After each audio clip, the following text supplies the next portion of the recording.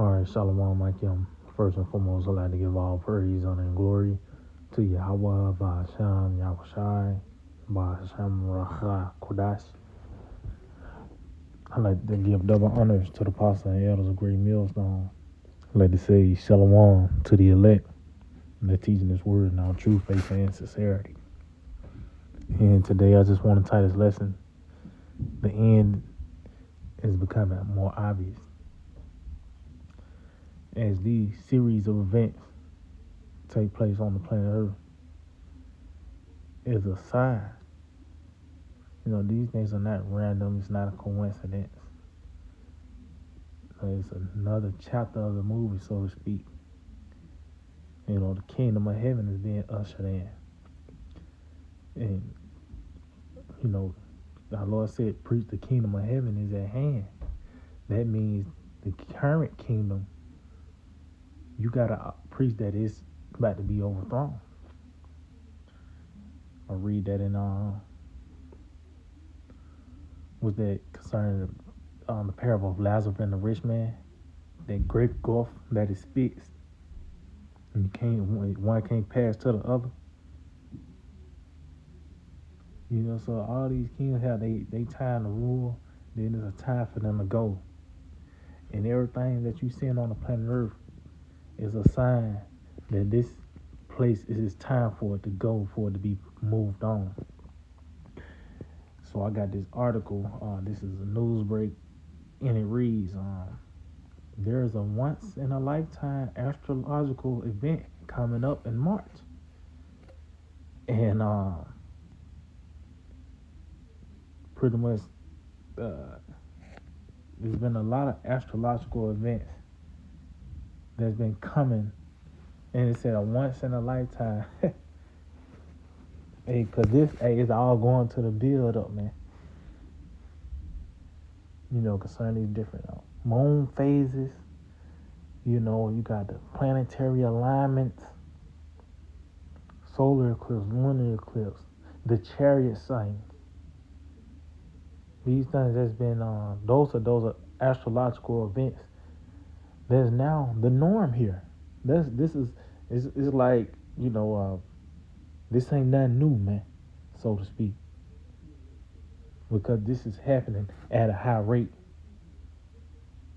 Concerning these astrological events, we got the big one concerning that what is that lunar eclipse that's going to hit those 7 cities of Nineveh. Those 7 cities of Babylon.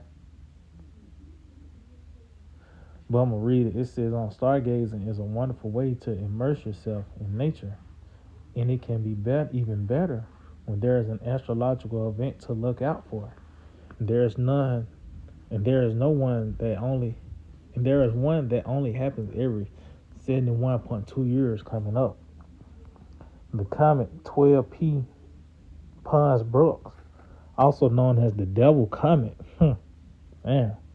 is expected to be visible to the naked eye in dark skies at the end of March, as long as there are clear conditions. So as you can see the signs in the heavens, man, that's a sign. And it said the Devil's Comet. Matter of fact, let's see what that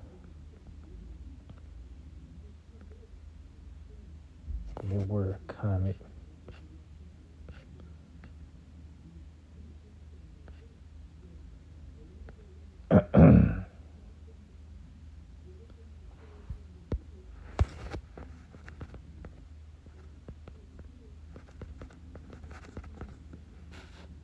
See.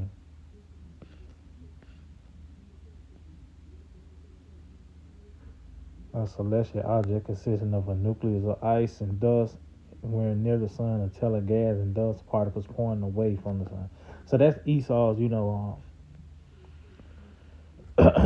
Esau's his scientific, explanation. But the point is what that still ain't nothing random, man. That's of Yahweh Ba'ashim Yahushai, and it's all a sign in the heavens, man, concerning what's to come. As I mentioned, the eclipse that's the big talk. You got this the worm moon. That's actually it's gonna be this Passover. They call it the worm moon. That's the norm now. Why? Because this is that time. So matter of fact, let's get that in the book of St. Luke 21. You know what? I'm gonna start at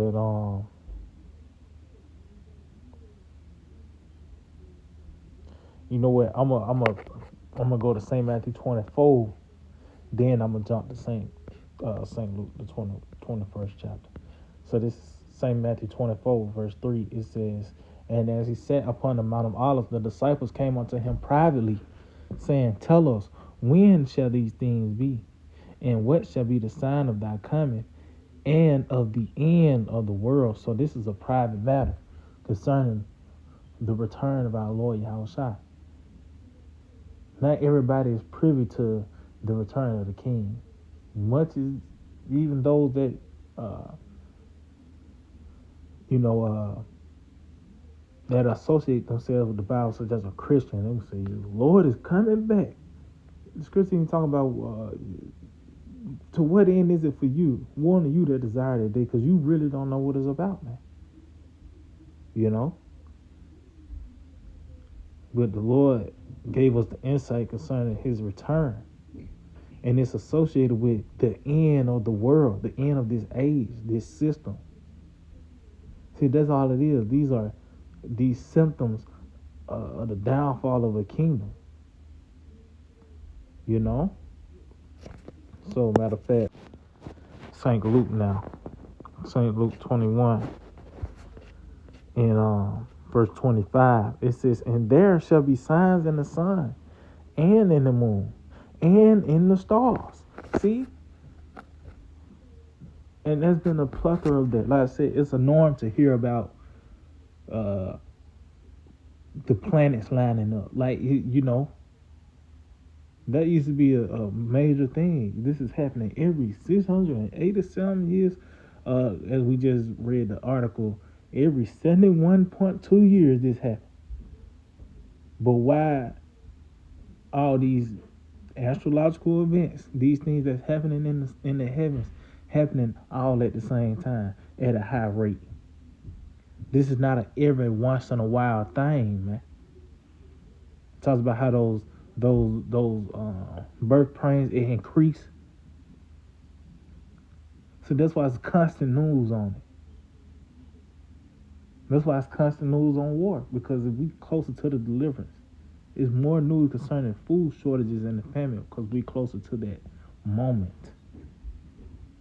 It says, "And there shall be signs in the sun and in the moon and in the stars, and upon the earth the stress of nations with perplexity, the sea and the waves roaring." So as you can see, these signs that's taking place in the heavens as well as on the earth, because that one of the key words is really "and," because it's all these things happen simultaneously, man. Because it is signs, and you got the solar eclipse, lunar eclipse, you got the red moon. Like I said, the planetary alignments, these planets lining up, and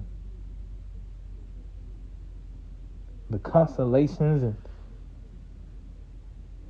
as well as on the earth, the different financial structures of these countries is failing. War, the spirit of war is continuing to increase throughout the planet Earth. That third world war. This digital system is finna take root.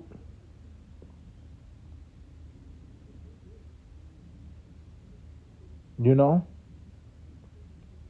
this is what's causing that perplexity. These people are puzzled. They lack the answers of what's going on.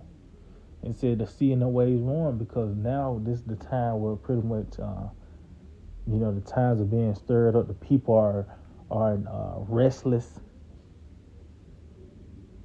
because of what's taking place. Because now this is the time where this man is about to be moved out the way.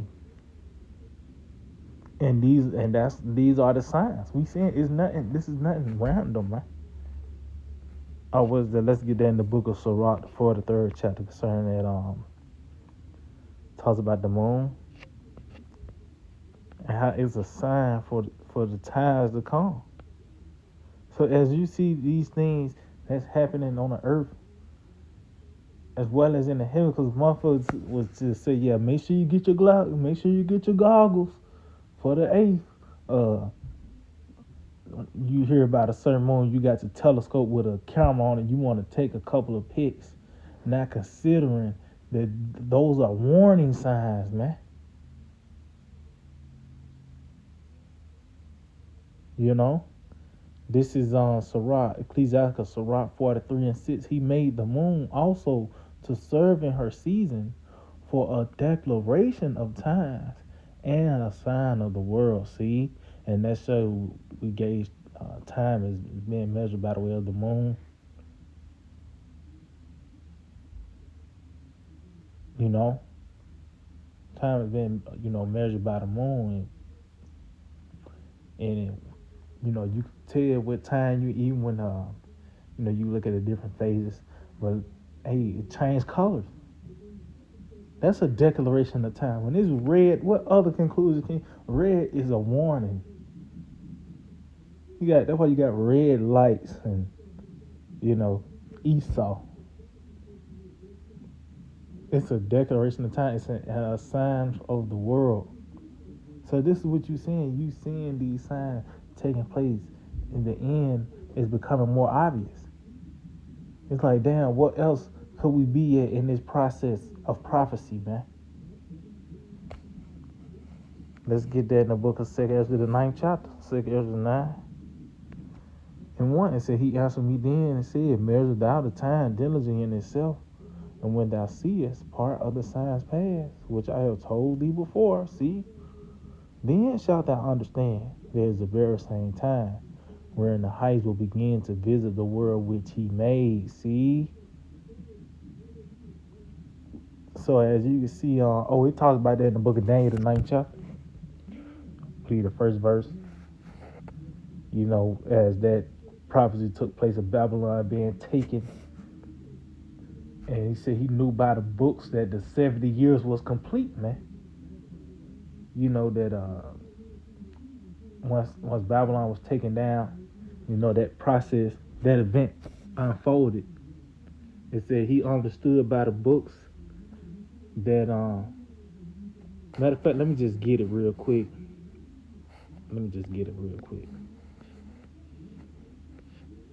Because that's the same thing we're doing. As we see these events unfold, like, okay, we understand. We can go back to Daniel, the 12th chapter. We can go to Jeremiah 50:51, and see, okay, yeah, this is what's going on now.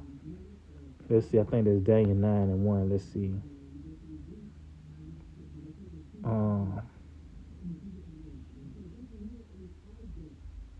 Daniel 9:1 said, in the first year of Darius, the son of Ahasuerus, of the seed of the Medes, which was made king over the realm of the Chaldeans. In the first year of his reign, I, Daniel, understood by books the number of the years whereof the word of the Lord came to Jeremiah the prophet, that he would accomplish 70 years in the desolation of Jerusalem. See?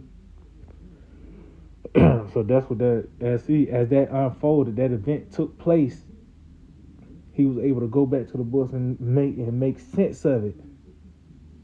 That, okay, this is what the Lord was talking about concerning the 70 years of Jerusalem desolation, man. So this is what you're seeing today. We going to the sands, and is making more sense. This was Joel. This is what the arrows he was talking about. This is the devil who the Bible speaks of.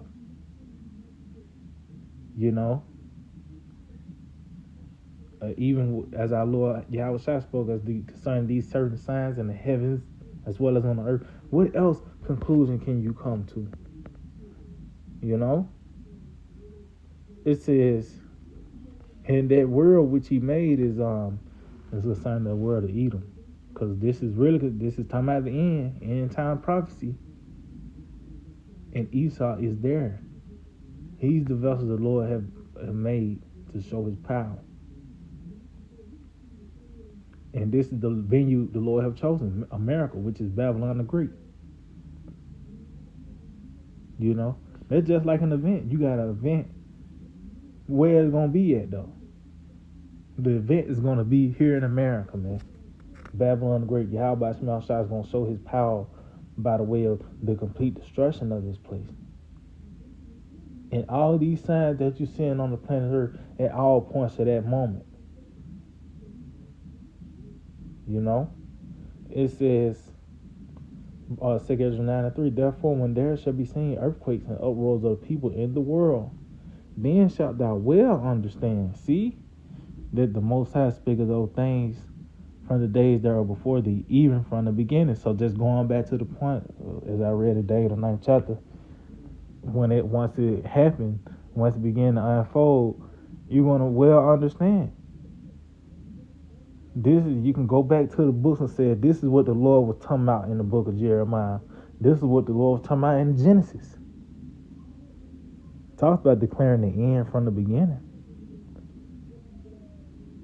You know? It says, for like as all that is made in the world have a beginning and an end, and the end is manifest. The end is obvious, man. It's becoming more and more obvious that this is the end. There's nothing left. Only thing that's left on the list is the chip, which is the mark, the MOTB, and World War III. And those things are actually here. It's not like you can't. It's like it's a shot from the hill. Those things you got to consider it because it's in your face. It's actually people paying with chips in their hands. Putin actually came out with a statement that said missiles are ready. So the end is obvious, man. So yeah, I just hope that we're edifying, like to give all praise, honor, and glory to Yahweh by Hashem Yahushai, by Hashem Racha Kodash. Double honors to the apostles and elders of Great Millstone. Shalom to the elect, that's teaching word in all true faith and sincerity. Shalom.